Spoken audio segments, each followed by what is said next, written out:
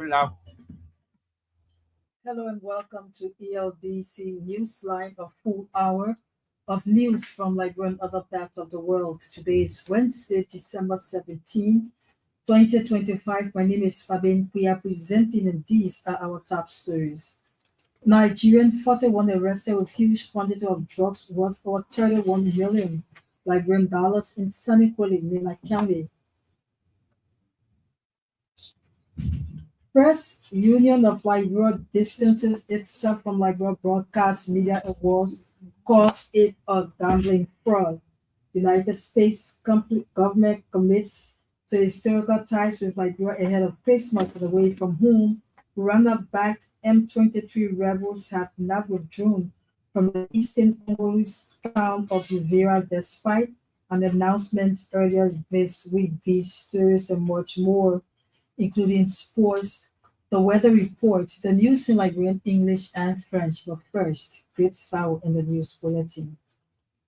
The Liberian Drug Enforcement Agency (LDA) has arrested a Nigerian national Vitalis Obieze, age 41, at the Fanikoli checkpoint. The suspect was apprehended during a random search while en route from the Ivory Coast to Monrovia when the officers discovered 6 parcels containing tablets of a suspected controlled substance. The test conducted on the seized tablets had confirmed it to be methamphetamine.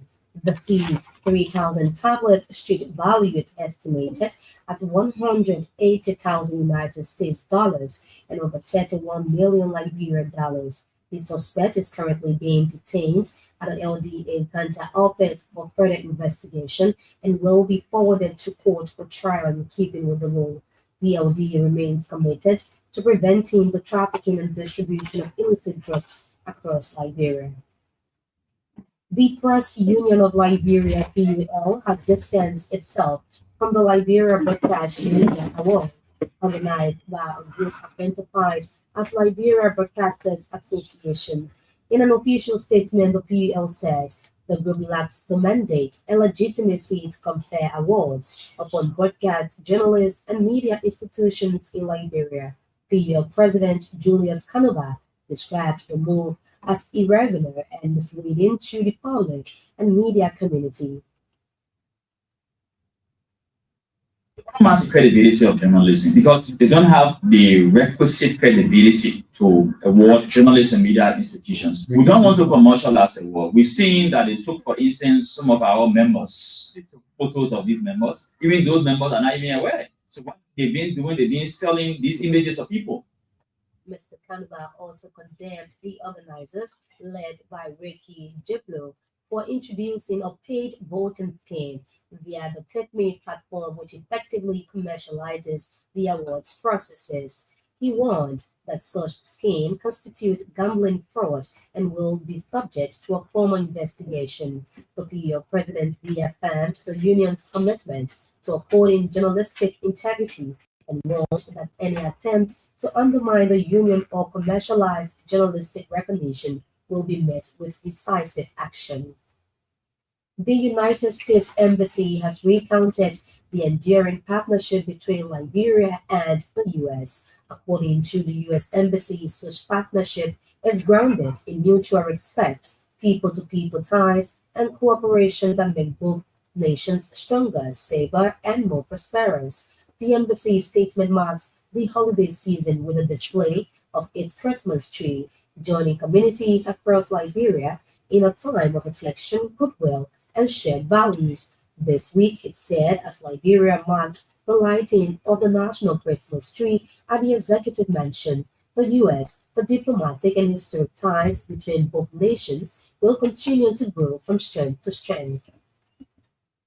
Government has reacted to reports from some political actors and media that the Mano River Union Center for Regional Peace and Development being constructed in Lofa County is of private property. In a statement issued Tuesday, the government clarified that the center is a public project owned by the state. The facility is intended to host high-level sub-regional, regional, and international summits, conferences, and dialogues focused on mediation, conflict resolution, and fostering economic collaboration.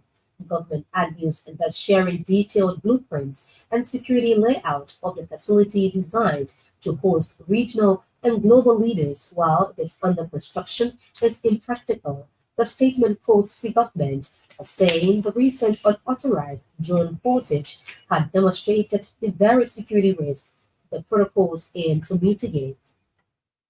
UNICEF Liberia Country Program has launched its convergence approach to implement different projects from 2026 to 2030 across the country.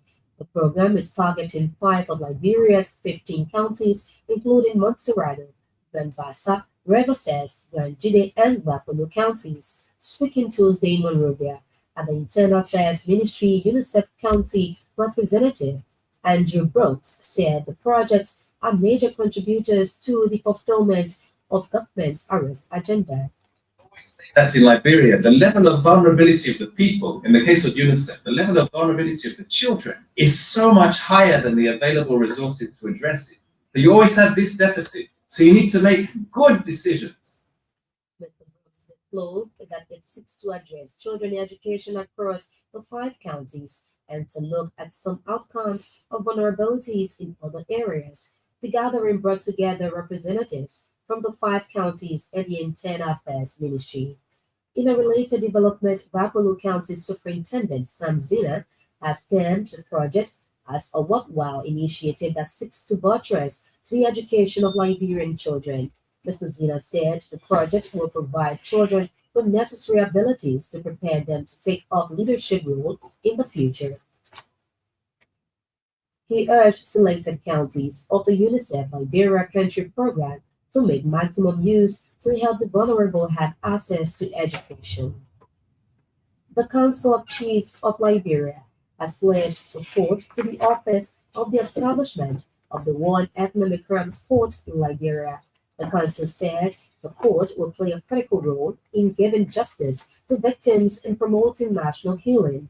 Council Chairman Actor Doa thanked Councillor Jala Bapu, Executive Director of the Office for War and Economic Crimes Court, for engaging citizens across the country on the significance of the court. Chairman Doa said the country's safety depends on the decisions and laws the court will implement. The pledge was made during a visit by the council to the office, where members met officials and discussed the role of traditional leaders in supporting the court. Meanwhile, the executive director of the Office for the Establishment of the War and Economic Crimes Court, Councillor Jalabapu, has promised to submit the final draft of the War and Economic Crimes Court and anti-corruption draft to President Joseph Boakai. Councillor Bapu said once passed into law, the draft will serve as a deterrent against corruption in Liberia. He added that the legal instruments meet international standards and can withstand any evaluation. The executive director thanked members of the Council of Chiefs and the Ministry of Internal Affairs for their support towards the office. The National Food Assistance Agency has donated assorted food items to two institutions of the blind in Montserrado County. The institutions are the United Blind Association of Liberia and the Liberia Blind Association for Rehabilitation. NFAA Director General Waka Salif said government is committed to meeting the food needs of the vulnerable populations across the country. So we are here today. There's a young lady in the States. Her name is Peterlyn Morris. On her behalf, she and her company is Staff NK. They sell medical things. But every time we do this, she see it on the internet. She cries. Let me tell you that. So what we're seeing here is we brought this in not much, but they said later is much. God is in. Mr. Salif stated that the donation was made possible by the philanthropist Peterlyn Morris and CEO of Top NK Medical Supply in the United States. Meanwhile, heads of the benefiting institutions have lauded the NFAA and partners, describing the donation as timely for the festive season. The Public Works Ministry has launched its 5-year strategic plan. The plan is aimed at enhancing road construction throughout the country. Speaking at the launch ceremony in Monrovia, Public Works Minister Roland Giddens disclosed that about 485 kilometers of roads are expected to be constructed for the next 5 years. According to Minister Giddens, the ministry has already completed 7 kilometers of roads across the country over the last few months. We set out to do 485 kilometers of paved road in the next 5 years, but we are doing 700 kilometers already. So that's the more aggressive element I'm talking about. I'd like to take this time also to say thanks to my team. The Public Works Minister commended the employees of the ministry for their level of cooperation, urging them to work more in order to connect the rest of the country by roads. In a related development, National Identification Registry Executive Director Andrew Peters says the entity's 5-year strategic plan provides a clear vision to building a modern, secure, and citizen-centered identification system. Mr. Peters noted that the plan focuses on universal coverage, digital identification, modernization, governance, and institutional capacity. According to him, the plan seeks to strengthen sustainable financing and partnership. The NIR spoke at the opening of a one-day validation of a 5-year strategic plan in Monrovia on Wednesday. The chairman of the National Human Trafficking Task Force, Labour Minister Councillor Kokokura, has fought for a nationwide collective initiative to combat human trafficking.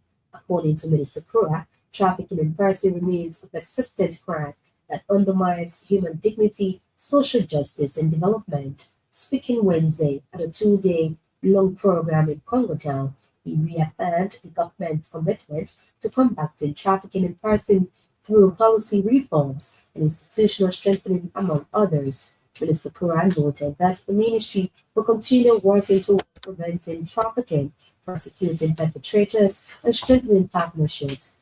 He also said Liberia Immigration Service Commissioner General Rufus Paul reaffirmed his commitment to ensuring the fight against trafficking in person is intensified. Commissioner Paul said over the period, the list has been fully involved with intercepting multiple activities leading to trafficking in persons. The West African Bar Association has expressed concern about the rising cases of breach of democratic governance in the sub-region, especially for the last few weeks. The unlawful disruptions of democratic governance, according to WABA, represent a grave violation of the rule of law, an assault on constitutional authority, and a dangerous threat to regional stability. In a statement issued on Wednesday, signed by its acting president, Councillor Bonavama, the West African Bar Association said the situations in Guinea-Bissau and Benin are concerns that must be taken seriously. He condemned as sham the military takeover orchestrated by Guinea-Bissau President Umaru Embalo Sissoko. The West African Bar Association, meanwhile, reiterates that any power seizure or attempt to seize power through unconstitutional means is unacceptable and will not be tolerated. And the annual retreat of the Female Journalists Association of Liberia, FIJAL, is expected to commence this Thursday in Monrovia. The retreat is centered on sharing experiences, highlighting achievements and challenges, among others. FIJAL's president, Lisa Dicey, said the retreat is also part of the association's effort in fostering a more inclusive media for female journalists across the country. So the entire retreat is geared towards us overarching our own goals, thinking about where we've come from, talking about our challenges, and making sure that we can track a new path for 2026 and beyond. Madam Dicey disclosed that the retreat is bringing together female journalists from the 15 counties. She made a disclosure on the Super Morning Show Wednesday. Great Star in the News Bulletin, one of the